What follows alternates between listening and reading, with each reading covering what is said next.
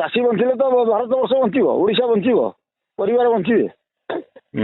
ମୁଁ ଜଣେ ଚାଷୀ ହିସାବରେ ଗୋଟେ ଟଙ୍କା ଓମ୍ଫେଡରୁ କେବେ ଅନୁଦାନ ମୁଁ ପାଇନାହିଁ। ଗଭର୍ଣ୍ଣମେଣ୍ଟ ବିନା ସୁଧରେ ମହିଳା ଗ୍ରୁପକୁ ଅନେକ ପଇସା ବି ସହଯୋଗ କରିପାରୁଛି। ମୁଁ ଜଣେ ଚାଷୀ ହିସାବରେ ମୋର ବର୍ତ୍ତମାନ 3ଟି ଗାଈ ଦୁହାଳ, ଗୋଟେ ଟଙ୍କା ମୁଁ ଅନୁଦାନ ପାଇପାରୁନାହିଁ। ହ୍ୟାଲୋ, କିଏ କହୁଥିଲେ ଆଜ୍ଞା? ଆପଣ ଦୂରବାର୍ତ୍ତା କରୁଛନ୍ତି ତ? ଆଜ୍ଞା କୁହନ୍ତୁ। ମୁଁ ଅର୍ଜୁନ ପାତ୍ର ଗଡ଼ଇଟା ପୋଖରୀ ଦୁଗ୍ଧ ସମବାୟ ସମିତିରୁ କଲ୍ କରିଥିଲି। କ'ଣ ହବ କୁହନ୍ତୁ ଆଜ୍ଞା। ଆଜ୍ଞା ମୁଁ 89 ମସିହାରେ ସୋସାଇଟି ଖୋଲିଥିଲି, ଓମ୍ଫେଡକୁ କ୍ଷୀର ଦେଉଥିଲି। ବର୍ତ୍ତମାନ ଚାଷୀ ହିସାବରେ ଅଛି, 365 ଦିନ କ୍ଷୀର ଯୋଗାଉଛି। ଆଜ୍ଞା ମୁଁ ଜଣେ ଚାଷୀ ହିସାବରେ ଗୋଟେ ଟଙ୍କା ଓମ୍ଫେଡରୁ କେବେ ଅନୁଦାନ ମୁଁ ପାଇନାହିଁ। ଗଭର୍ଣ୍ଣମେଣ୍ଟ ବିନା ସୁଧରେ ମହିଳା ଗ୍ରୁପକୁ ଅନେକ ପଇସା ବି ସହଯୋଗ କରିପାରୁଛି। ମୁଁ ଜଣେ ଚାଷୀ ହିସାବରେ ମୋର ବର୍ତ୍ତମାନ 3ଟି ଗାଈ ଦୁହାଳ, ଗୋଟେ ଟଙ୍କା ମୁଁ ଅନୁଦାନ ପାଇପାରୁନାହିଁ। ମୁଁ ଜଣେ ଚାଷୀ, ସ୍ୱଚ୍ଛ ଦୁଗ୍ଧ ଯୋଗେଇବି, ଶିଶୁ ଖାଇବେ, ବୃଦ୍ଧ ଖାଇବେ, ରୋଗୀ ଖାଇବେ। ମୁଁ କୋଉ ଅବସ୍ଥାରେ ଅଛି ଏକଥା କେହି ଚିନ୍ତା କରିବାକୁ ନାହାନ୍ତି। ଚୋକଡ଼ କିଲୋ 35 ଟଙ୍କାରେ କିଣିବୁ, କ୍ଷୀର କିଲୋକୁ 25 ଟଙ୍କାରେ ବିକ୍ରି କରିବୁ। ଅଥଚ ଗଭର୍ଣ୍ଣମେଣ୍ଟ ଜଙ୍ଗଲରୁ କେନ୍ଦୁପତ୍ର ତୋଳିକି ତୋଳାଳିଙ୍କ ପାଇଁ ପ୍ରୋତ୍ସାହନ ରହୁଛି। ପାଣି ଲିଟରଟାକୁ 20 ଟଙ୍କାରେ ଗଭର୍ଣ୍ଣମେଣ୍ଟ ବିକ୍ରି କରୁଛି, କିନ୍ତୁ କ୍ଷୀର ଲିଟରଟା 20 ଟଙ୍କାରେ ବିକ୍ରି ହଉଛି। ଗଭର୍ଣ୍ଣମେଣ୍ଟର ଏଇଭଳିଆ ନୀତି ନିର୍ଦ୍ଧାରଣରେ ଚାଷୀ ଭାରତ ବର୍ଷର ମେରୁଦଣ୍ଡ। ମୁଁ ଜଣେ ଚାଷୀ, ଧାନ ଚାଷ, ପାନ ଚାଷ, ଗାଈ ଚାଷ। ମୁଁ କୋଉ ଅବସ୍ଥାରେ ଅଛି ବା ଏ ଚାଷୀ ଭାଇମାନେ କୋଉ ଅବସ୍ଥାରେ ଅଛନ୍ତି ଗଭର୍ଣ୍ଣମେଣ୍ଟ ତାହା କେବେ ବି ଚିନ୍ତା କରିପାରୁନି। ଭୋଟ ଲାଳସାରେ ରାଜନୈତିକ ଦଳ ହିସାବରେ ବିଭିନ୍ନ ସଂସ୍ଥା ଖୋଲି ଯାହା କରୁଛନ୍ତି ତାହା ସମାଜ ବି ଜାଣୁଛି। ଅଥଚ ଚାଷୀ ହିସାବରେ ଆମେ ଟଙ୍କାଟେ ଅନୁଦାନ ପାଇପାରୁନୁ।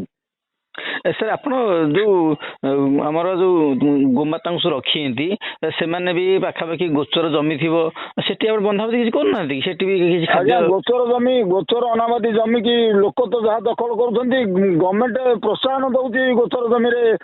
ମାନେ ଯିଏ ଯାହା କଲା ଗଭର୍ଣ୍ଣମେଣ୍ଟର କୌଣସି ରୋକଠୋକ ନାହିଁ କି ଲଗାମ ନାହିଁ।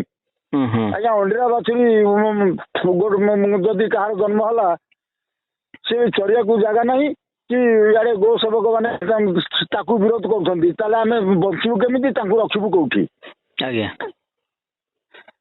ତେଣୁ ସମାଜର ଅବସ୍ଥା ଏଇ ଷ୍ଟେଜରେ ପହଞ୍ଚିଲାଣି।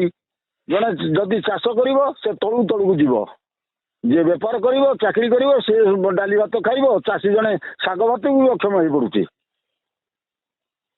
ଆଜ୍ଞା ଆପଣ ଠିକ କଥା କହିଲେ। ଯୋଉଠି ପାଣି ଲିଟର ବିକ୍ରି ହଉଛି 20 ଟଙ୍କା ଲେଖା, ସେଠି କ୍ଷୀର 30 ଟଙ୍କା 25 ଟଙ୍କା ଭିତରେ ଯାଉଛି। ଆପଣ ଯାହା କହୁଛନ୍ତି ମାନେ କ'ଣ ମାନେ ଜଣେଇବେ ଆପଣ ପ୍ରଶାସନକୁ? ଯଦି ପାଣି ଲିଟରଟା 20 ଟଙ୍କାରେ ବିକ୍ରି ହେଇପାରୁଛି, ଜଣେ ଚାଷୀ କ୍ଷୀର ଲିଟରଟା 20 ଟଙ୍କା ବିକ୍ରି କରିବ, 25 ଟଙ୍କା ବିକ୍ରି କରିବ, ବଞ୍ଚିବ କେମିତି? ଯଦି ପ୍ରଶାସନ ଏ ଦିଗରେ ଦୃଷ୍ଟି ନ ଦେବ ତାହେଲେ ଏ ସମାଜ ତ ଲୋପ ହେଇଯିବ। ମଣିଷ ସମାଜ, ଚାଷୀ କୂଳ ଲୋପ ହେଇଯିବ। ଚାଷୀ ବଞ୍ଚିଲେ ତ ଭାରତ ବର୍ଷ ବଞ୍ଚିବ, ଓଡ଼ିଶା ବଞ୍ଚିବ, ପରିବାର ବଞ୍ଚିବେ। କହିବା ପାଇଁ ତ ଅନେକ ଅଛି। ମଦରୁ ଯେତିକି ରୟାଲିଟି ପାଉଛନ୍ତି, ଗଭର୍ଣ୍ଣମେଣ୍ଟ ରୟାଲିଟି ପାଉଛି, ମଦ ଦୋକାନ ଖୋଲା ଚାଲିଛି। ଗୋଟେ ଗାଈ ଚାଷୀ କି ଗାଈଟେ ଯୋଗାଇ ଦେଇ ପାରୁଛନ୍ତି? ପ୍ରତି ବଜାରରେ ଡବଲ ମଦ ଦୋକାନ। କ୍ଷୀର ଲିଟରଟାକୁ ଗୋଟେ ଗ୍ରାହକ 20 ଟଙ୍କାରେ କିଣୁନି, କିନ୍ତୁ ମଦଟାକୁ 200 ଟଙ୍କାରେ କିଣୁଛି।